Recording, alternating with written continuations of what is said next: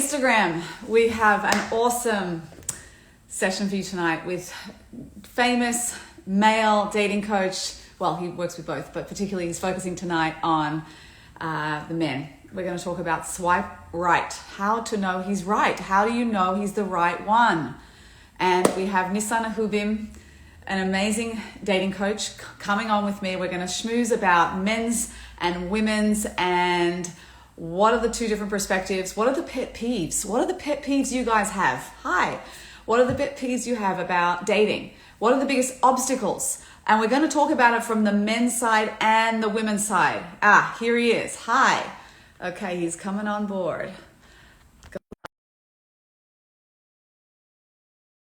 What are the biggest mistakes that singles make on both sides? We want to hear from you as well. Go men. Woohoo. Right? What? They're very different. Here he is. Great. All right. Hey, Jackie. Hi, how are you? Doing well. How you doing? I'm so excited for this chat because often I'm schmoozing with women. And so I'm really excited. I'm sure my followers are really excited to hear a male perspective and we can just both kind of hash it out. So absolutely. I'm so excited to have you here. Thank you for joining me. It's great. Thank you for having me as well. Totally exciting to be talking about this with you. So I know you've got one end of it, we've got one end of it, and together, hopefully, some people out there will get some good information from this and grow from this as well.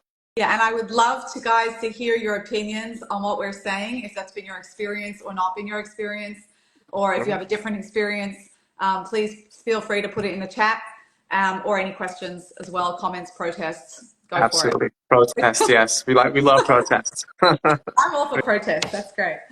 Yeah. Okay, amazing. And the reason we're doing this now is because we're going to be doing this in person in 2 days in LA. So any LA peeps, if you're there, we are going to be at Maury's on Wednesday night, and we are going to be deep diving probably into something a little bit more face-to-face and experiential as well, and we can get into a whole lot of other stuff face-to-face, but we thought this would be a nice little prelude to Wednesday night to start the conversation this week.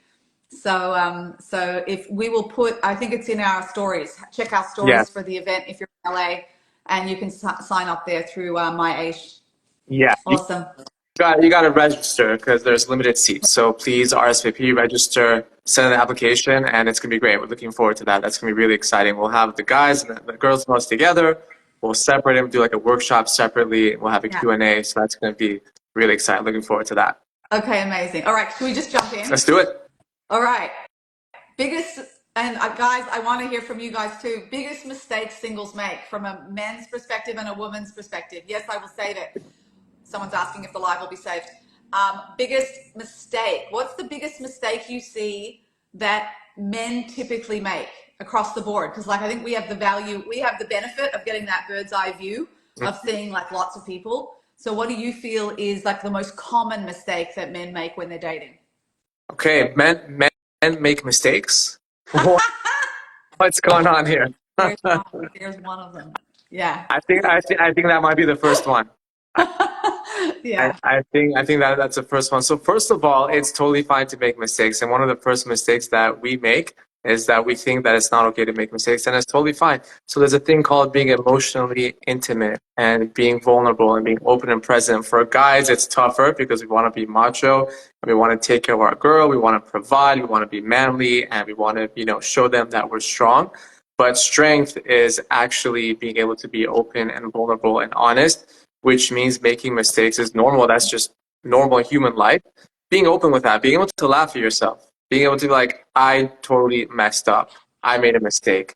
That's going to come in really handy at marriage. So one of the first mistakes that men make is just not being able to admit to mistakes. And it's totally fine. It's actually attractive to do so. No? What do you think about that? It's so attractive. And what's interesting is that I just pinned a comment here about men. This person said men is not the biggest mistake is not being ready to commit. But this person also wrote for women, it's sharing too much. So I think it's interesting that women typically might share too much and men typically might not share enough.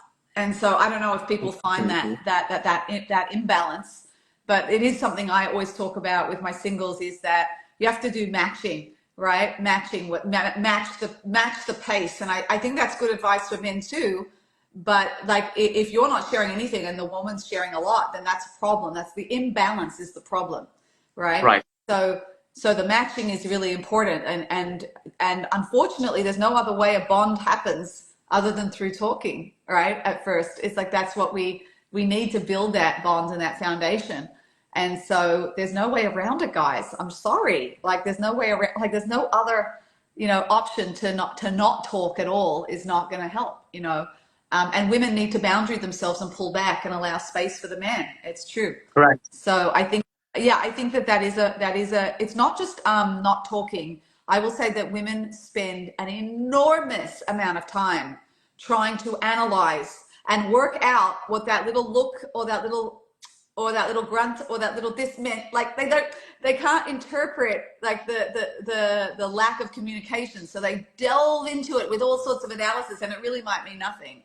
But I think that that's part of it, is that we're not sure. So the more you can make it clear, the more attractive that is for a woman, because she feels safe and she feels secure. And men don't realize that. They don't realize that the more they communicate, and I'll always remember, if I can get a little personal, Yeah. I remember there was a moment where I flew into LA to date my husband. That's why I'm here, because he's an LA guy.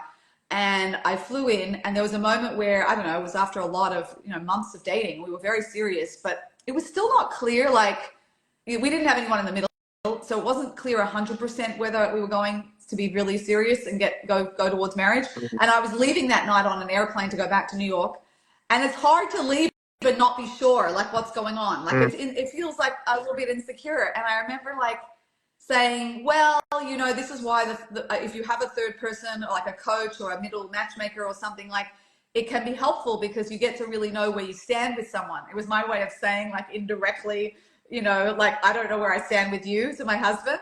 And like, you get to find out if someone's really interested or not. Sometimes it's hard to read because women, we can't read, you guys. Like, we can't read, the men sometimes. And he leaned in. I'll never forget this. It stays with me now. It was so attractive. And he leaned in and he went, I'm interested. Mm.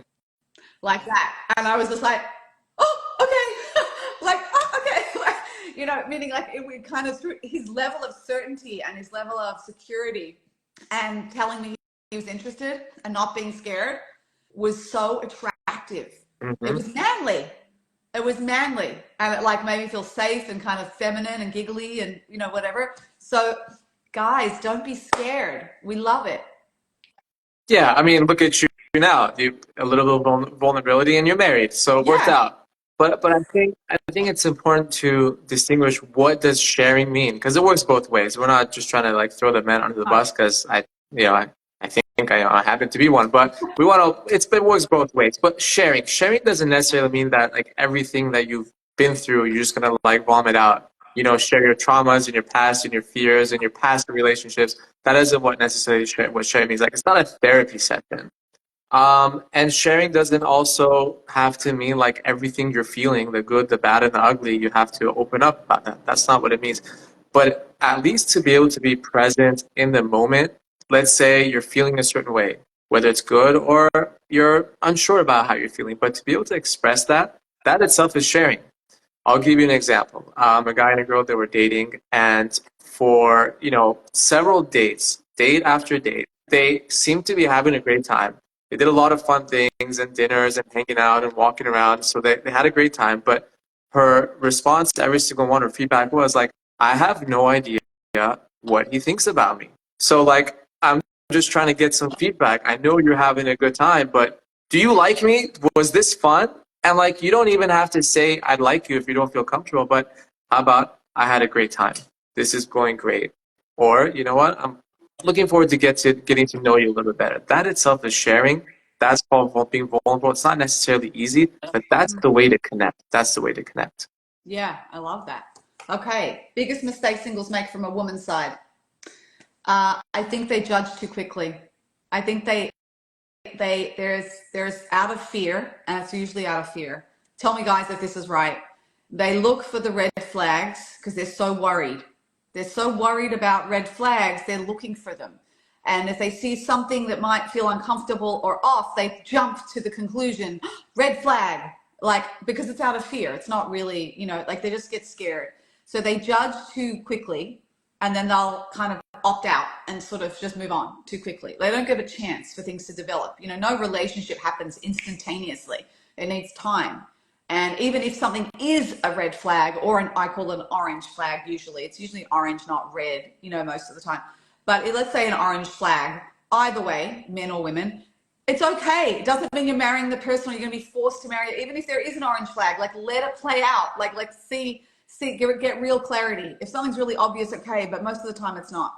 So I think that women will judge too quickly, and their expectations are super high, and then they judge but the judgment and they call it too picky maybe, but that's coming from fear. It's coming from fear that if I judge and shut it down and get out quickly, I can't get hurt.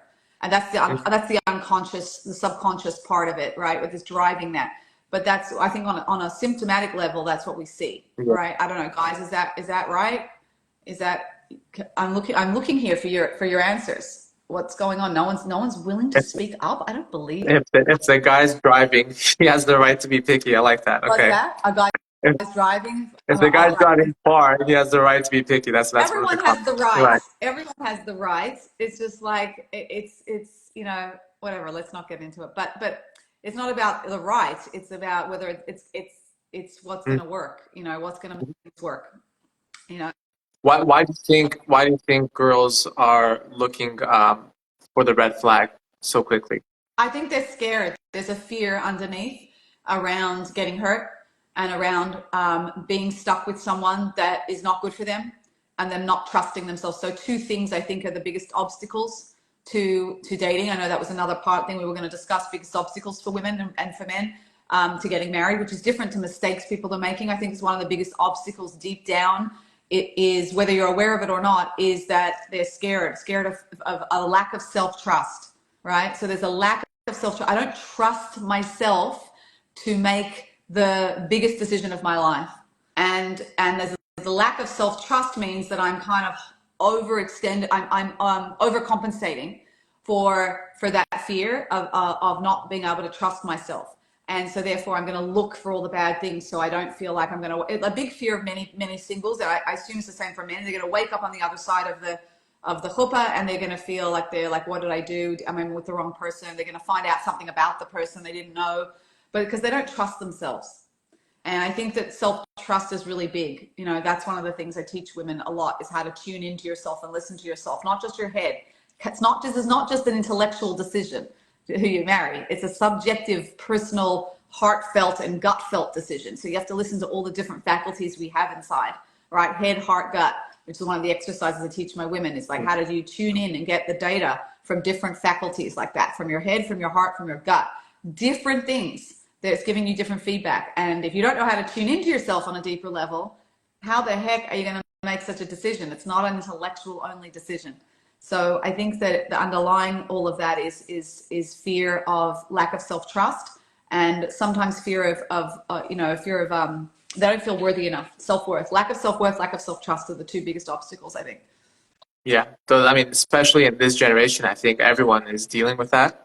I think definitely this is the generation of self-esteem and confidence and self-trust. I want to add just one point to that. So part of what you're saying is the ability for someone to tune into themselves. Yes. And be able to like tune everything else out and hear what it is, their gut, their heart, their soul, their brain, and what it is they're thinking, which is super important and super necessary. Because guess what? If you're marrying someone or dating someone because your friend thinks it's a good idea, guess who's waking up with them for the rest of their lives? It's not your buddy, it's going to be you.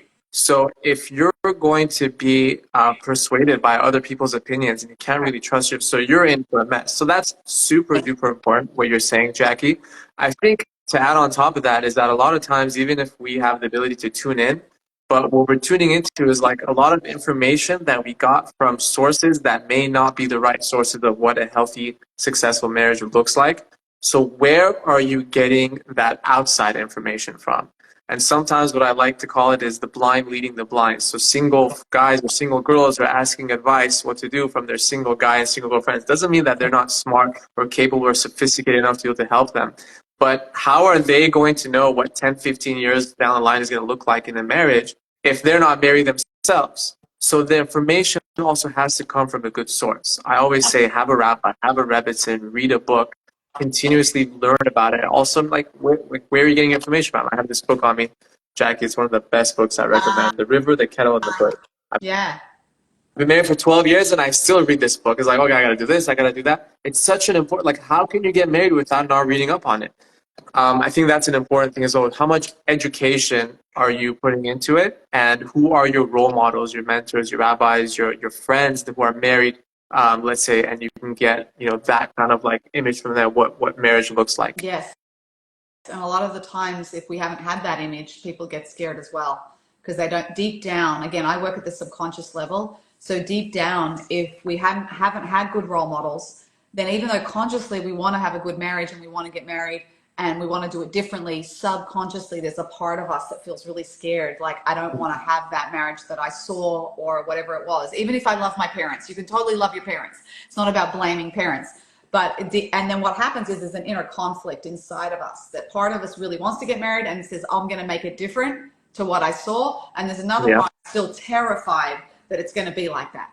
And without resolving that internally, which is the inner work that we both do, right? Like, without resolving that internally, how you really feel about marriage, and be open and curious internally about how you really feel, and not just for the image. And I think that's the distinction between the image versus what I think looks good, what I think other people want from me, what my parents want from me, what society tells me to do, versus how I really feel. Get really honest with how you feel without judgment. No judgment.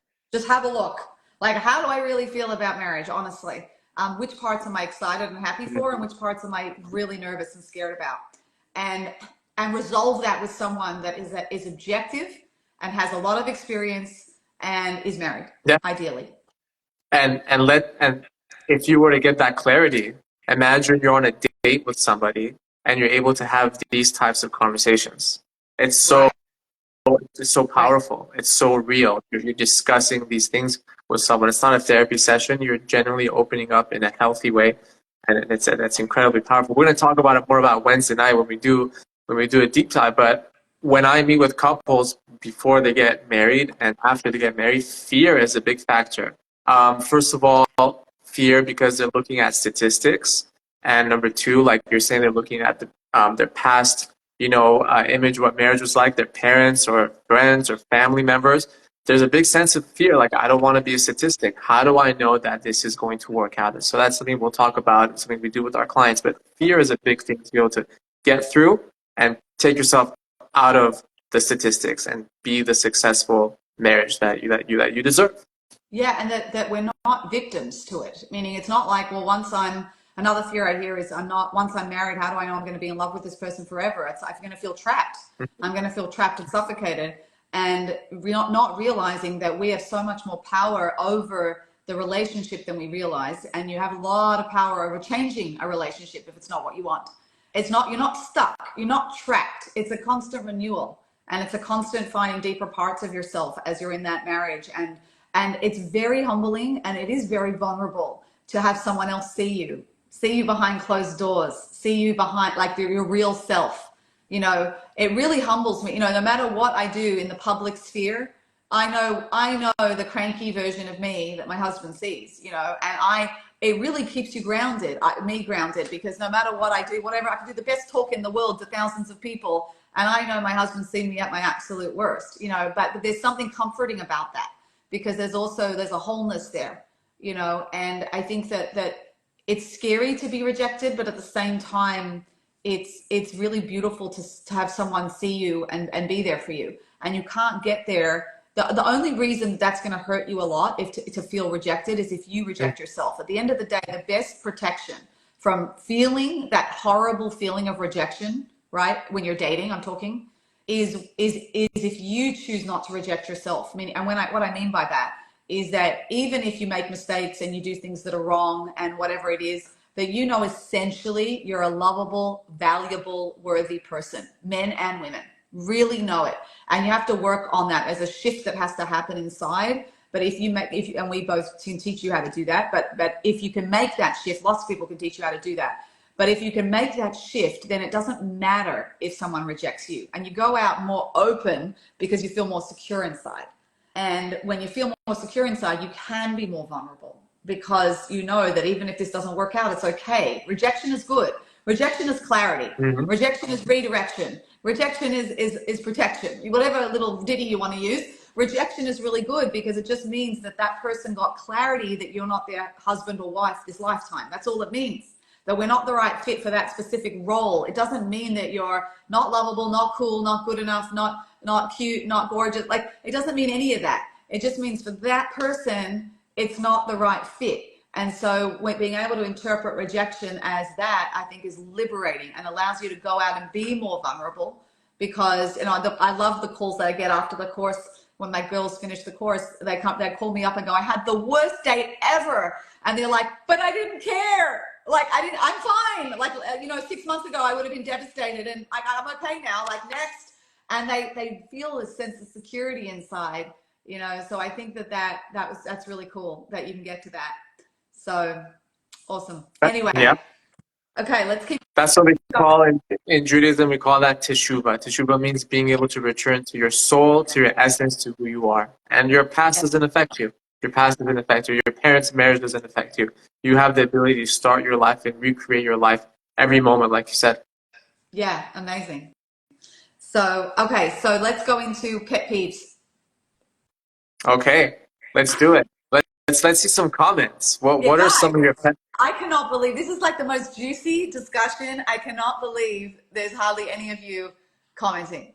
Our relationship is not driven by They're you. too nice They're tonight. too What are some of your? nice. Come on, I don't be can too. see you. I know a bunch of you here. Yeah, come on, Yes. give us your comments. What do you What are think your the pet pet peeves peeves? Let's are? see it.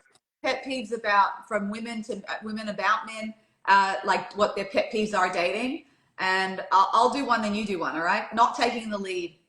I Mm, think women really want the men to take the lead on a date, to take charge, to organize. Doesn't mean you don't get input and all of that, but there's like something very attractive about a man who takes the lead, who makes decisions, who can take care of his woman, who, even if that just means a date. And yes, I'm sorry, it does involve paying for dates and all of that stuff. It doesn't mean it doesn't have to be exorbitant, and it doesn't have to be a first date like that.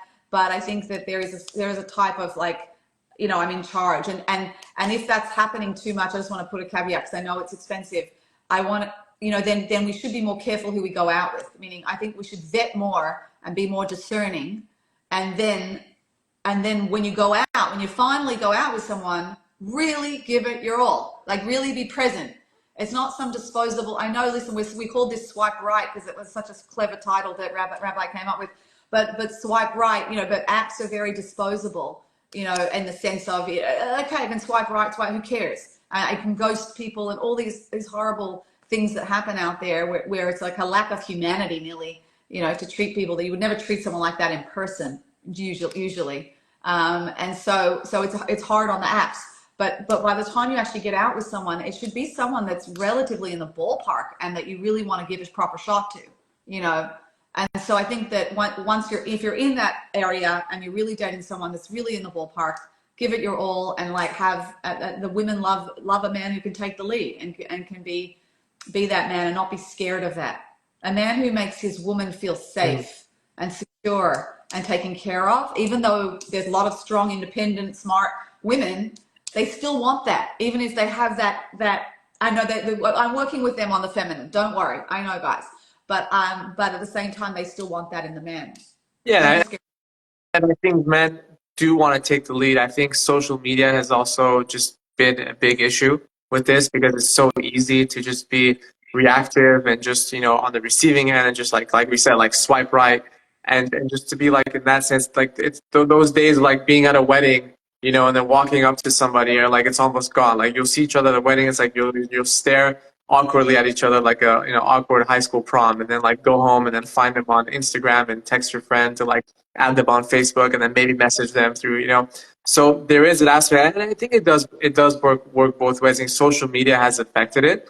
At the same time, what can I say? Social media has also done a lot of wonderful things. I work with a lot of clients where a lot of times they met on Baseswipe, which is crazy. Like 5, 6, 7 years ago, who would have thought that such a high percentage of people are meeting and getting married on social media?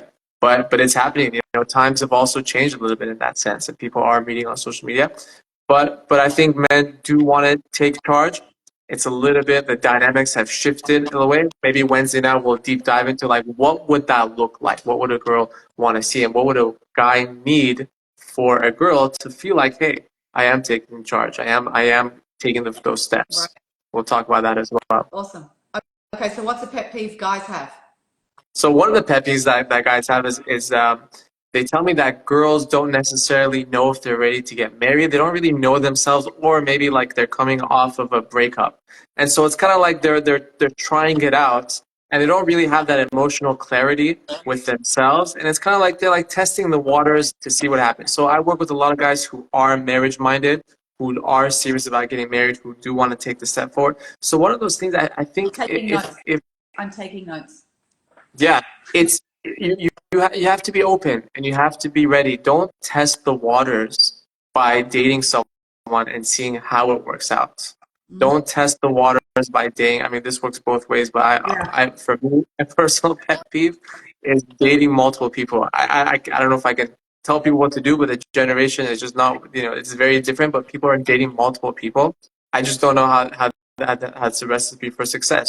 You're comparing and going out on different dates with different people within the same week or same couple weeks and seeing like which one is better, which one is funnier, which one is taller, which one is prettier, which one is smarter, which one has more money. And by the end of the time, so you end up single. None of them worked out. You know, there's like something wrong with every single one of them. That's a personal pet peeve of mine. Date one person. Date one Yeah. person at a Because time.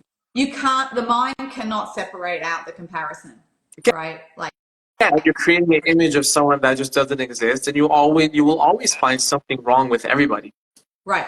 And so you compare this aspect to that one and this aspect to that one. Yeah. It's kind of like the Jewish Bachelor, you know, that's going on right now. You know, there's a show that's what they do. And I always thought it was just unbelievable because it's just it's so in, not in reality. You know, that's not reality, because you got to look at the person in front of you and say, can I make this work with this person in front of me, just with this person, and me and this person, nothing to do with anyone else, right? And once you start comparing, you know that you're in La La Land, you're in a delusional world. It's not reality to do that. You can't take one aspect of one person and compare it to one aspect of another person. It's like a whole package and a whole person that comes together. So you won't get everything with this person plus a few changes with that person. It doesn't work. It's not like, what is it, Build-A-Bear? It's not Build-A-Bear. You can't do that with your date. So, okay, that's good to know. So lack of clarity is, you're saying, a pet peeve that guys have. That's interesting. Yeah, I yeah. would say another pet peeve from a female point of view that I hear a lot is that inconsistency, but inconsistency in between dates or whatever, like not knowing where they're standing. It's funny how you said there's a lack of clarity for the woman. For a woman, it's a lack of consistency, you know, of like just disappearing for days on end without knowing, are we going out again? What's going on? Or did we back to someone? Or, you know, it's not cool to leave a woman hanging, even if you don't want to continue, you It know. works. So Jackie, it works both ways. Girls do it too. girls do it too. Okay, guys, Absolutely. both of you. It's not Absolutely. We got to present the men in a positive light. The girls do it too. yeah. Absolutely. It works both Yes. ways. It's one of the issues of our generation is that it's difficult to take responsibility. People mean well, guys mean well, girls mean well. They want to meet the right person. They want to get married. But part of our generation breeds this idea of just this ghosting thing and cancel culture. And it just, I don't have to face it. I don't have to be responsible for any of that. So I don't think if they're doing it by on purpose to spite or to hurt somebody. I think it's just a product of our culture. But it's like you said, it's super important. Follow up, be honest, be open. And if you're not, maybe you're not ready to date. Yeah. Yeah, maybe you're not ready today. I'll just say one last pet peeve sometimes, or not, it's not even a pet peeve. It's just it's a difficulty. And I've seen it enough times that it's worth mentioning, that sometimes a guy will be into the woman more, and the woman needs space this could work either way. If one person is into the other person a lot more, which happens a lot, let's just say it does happen. Yeah. So you have to be intuitive enough to know that if whoever you're dating is not into you as much, and they're not giving you those signs and those clues, and you keep kind of expressing your gushiness that like, wow, you're so beautiful, you're so this, you're so that. And it's not reciprocated. Again, back to the beginning of the live, we talked about matching. That's very important to match, right? So, Mhm. meaning match your communication, match your level of intensity. And if that's not being matched, don't keep going. Meaning, if you keep going with the gushy mushiness, then it's gonna overwhelm the person who's there, and they're gonna shut down. It's too much. It's too much. If there's not a matching, one person's going to shut down and block the connection because it's just like, it's like, oh, I need some space. I can't handle Yeah, it. You know? you So, can't convince the other person to like you by telling them how much you like them. right. Thank you. Yes, correct. You cannot It's a convince someone. process. It's a It's a process. process. What I have seen is where one of them is moving quicker than the other one, and they'll be open about it, and the other person will say, "Listen, I understand where you are. I appreciate it. I think it's wonderful. I'm flattered that you feel that way about me, but I'm not there yet, and I need more time. Are you okay with that or not? I don't want to keep you holding. I don't want to keep you waiting. If you're okay with dating while I try to figure things out, then that's where I am. So that communication is also super important. The guy's like, I get it, or the girl's like, I understand. I'm okay with it, or you know what? I'm not okay. I think it's best for us to part ways. Yeah, but I would have a problem with that because the rules of engagement with dating, as in the rules of dating, are that you date until you have clarity. So it's understood that at any time either person can opt out. Hmm. And so if one person's not sure, okay, that's part of dating, right? And that you allow them, the most attractive thing is to allow them time to kind of want you, to allow them time to sort of think about you in between the dates, not that you're texting them every second. And Right. we should put a caveat in about minimizing texting here, you know. So texting doesn't work. Texting does not work if you having intense, deep conversations throughout in between dates. Do not have any intense, philosophical, deep, open, meaningful conversations via text. It's really important because it builds up a false sense of intimacy.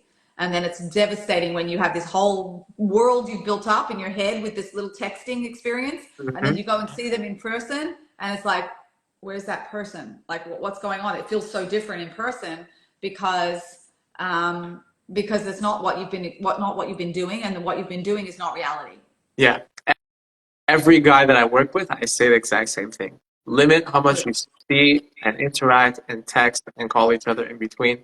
And it makes such a big difference. And Yeah. we're so used to like, just back before we used to, when you, when I used to have like, just a regular flip phone and text messaging, but now it's like everything is a heart and an emoji and this and that.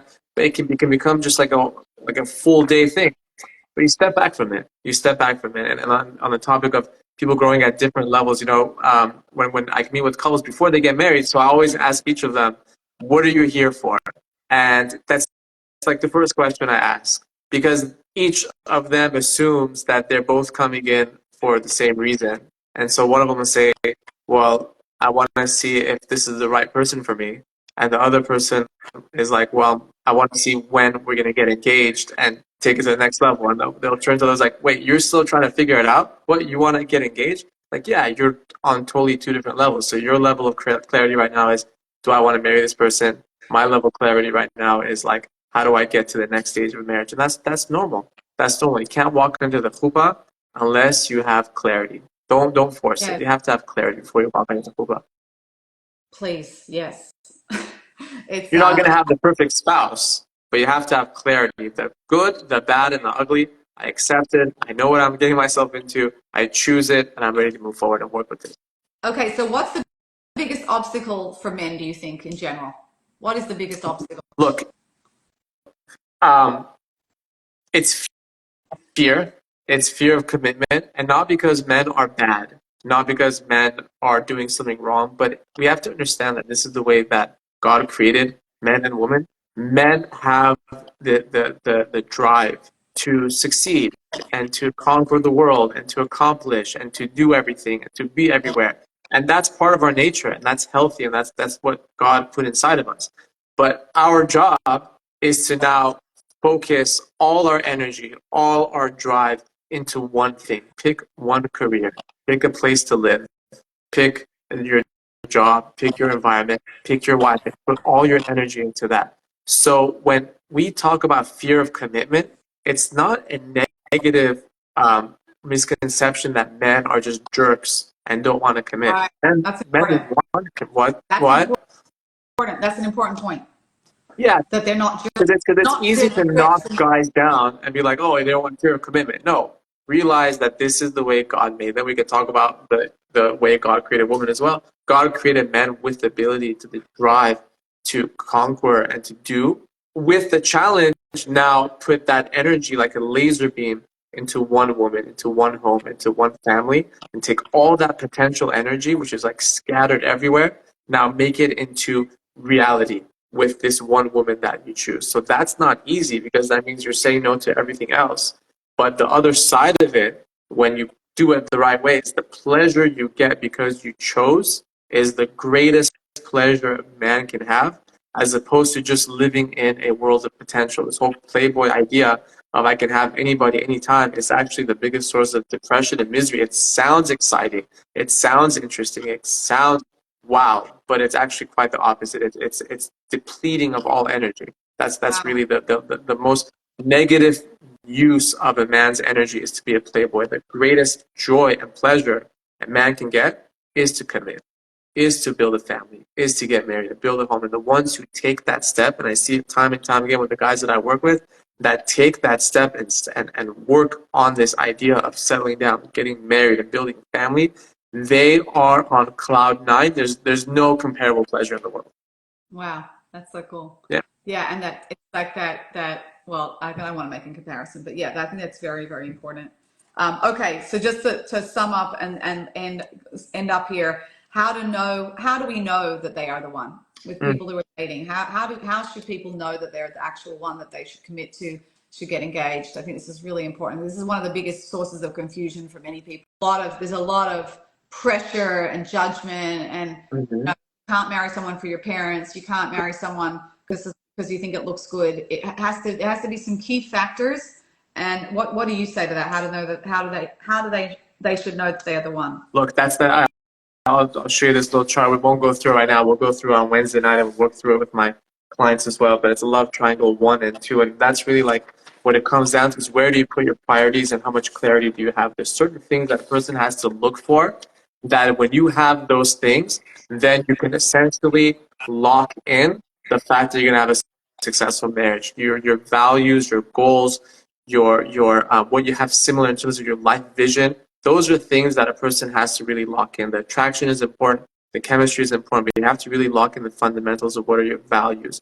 Is this the person that you can most create a home where you can work on yourself with, achieve your goals with, make mistakes with, mess up with, be open and vulnerable? It's not so much about you are the perfect person and we're just going to have a great life and live happily ever after. That's garbage and it's just impossible, never happen. But rather, are you the person that together with me we can most work on having a successful marriage, which means the person needs self-awareness and the ability to be able to work with another person. You're really looking for a goal mate more so than a soulmate. And I love Ah, that I heard that. You're looking for a goal mate, not a soulmate. that's cool. I love that. And so, well, I always say your soulmate feels like home, not Hollywood. So from Yeah, an yeah. internal feeling point of view, it should just feel like, I got home. Like I'm home. I can be myself. I can be totally Mhm. myself. You have to make sure, firstly, with the head, I think that, like you said, the gateway is, are we aligned in our values? Are we going in the same direction? All that kind of stuff. Again, big gaps in religiosity or big gaps with age or big gaps, Mhm. multiple levels of big gaps, meaning if you have more than one area that has a big gap in it, it's very hard to bridge that gap, right? If there are like 2, 3, 4, 5 big areas with big gaps, that's very hard. So you Right. can bridge one area that's significant, but I think that having alignment in those areas, those variables, whether it culture, religion, even height and looks, socioeconomic status, education, all these things have to be within a range of compatibility, and and they're liking The your goal goal mate. mate, right. Yeah, that's awesome. That's the first step, and then the second step is then how do I actually feel? It's a subjective experience. Dating. It's not just like someone else from the outside can tell you this is correct. It's like it's how you only you are inside that relationship. No one else is inside the relationship but you and the other person. Even a dating coach who's closely involved isn't inside. They don't have the whole experience of that relationship. So it has to feel like home and not Hollywood. That's one of the things. And can you be your full self? Do you feel respected? Those are really important things to ask yourself as you go through. And I think that like you said, that it's really about project management, right? In many different areas, marriage. It's like, yes, there's the fun and romantic side of life, of course, but there's so many areas of life that you're sharing with this person. Yeah. From the budgeting to the groceries to the cooking to the housework to the kids to everything. So it's like you really have to be, whether you call it goal mates, project managers, you have to be able to get along well. So sometimes I think it's fun dating, going to do something together, going to do a project together, or going to organize something together. Whether it's rather than just sitting opposite on a table and looking at each other. Yeah. It's Meeting the family, the kids. So like you said, working on a project, seeing the day to day. I remember my wife came home one time, we were dating, and then came home from the hospital. She works at the hospital, and I just picked her up, and she was in her scrubs, and we were both starving, and we're just like ordering food, and like messy and like unkept, and like, wow, this is what it would feel like to be married. And this, like you said, it feels like home, not Hollywood. And just to end off on a positive note, and to really like bring the hope that it's totally possible to achieve those dreams of building the family that you always wanted, is that the more you focus on the goal of marriage is to find the right person to work with and build with, you're actually opening up your horizon and opening up the possibilities of how many people you could potentially make it work with. As opposed to, if you're looking for the right type and the right body image and the body and the right hair color and the right height and the career, then you're basically like trying to find a needle in a haystack. You're making it much harder. But if we realize that we're working with somebody, and it's not necessarily going to be the person that I always thought it's going to look like or whatnot, but when I'm working with someone to build that home, not the Hollywood, then you're actually opening up your horizons of possibilities. And the reality is that the person could be right under your nose. You don't have to travel the world to find them. They really could be in your neighborhood under your nose. You just have to be open-minded to the concept of marriage. I want to build a home, and that person is much easier to find. And I want to go through that the idea of going with how you feel when you're with the person and the dynamic is so important, that it really should take precedence over whatever the image in your head is of you, what you think you should marry. Yes. So a lot of times I hear people say, oh, that's not what I thought I would marry. Like in my whole life, I didn't have that image in my head. Well, who said the image in your head was the right image? Like, where did you get that from at the age of 11 or 15 or 17 or 8? We have an image in our head. You have to let go of the image and stick with the actual experience or the dynamic or the feeling, because that's what's really more important, is how you feel with the person, how you communicate. Right. I once asked a mentor of mine, he said, if you find someone with these 4 qualities, marry them. What were the 4 qualities? Central value is the same. So like Torah, spiritual growth, whatever growth oriented, let's say, would be a value. So the central value is the same. They've got good character. So how do they act when they're not trying to impress you? Like we'll look at how they act when they're not trying to impress someone. So what is their character? Communication, that you have to be able to communicate easily and well about real things, right? And the final one was chemistry. You must be attracted to each other. So those 4, if you find with those 4, other things can be worked out. Most other things can be worked out, and they're the real deal breakers. They're the things we should focus on around deal breakers. So I thought that was clever, because I was like really depressed, and I was like, I have never met anyone like that at the time. And he said, well, of course not, because you would have married them otherwise. And I'm like, all right, yeah. So I think that it is really, really,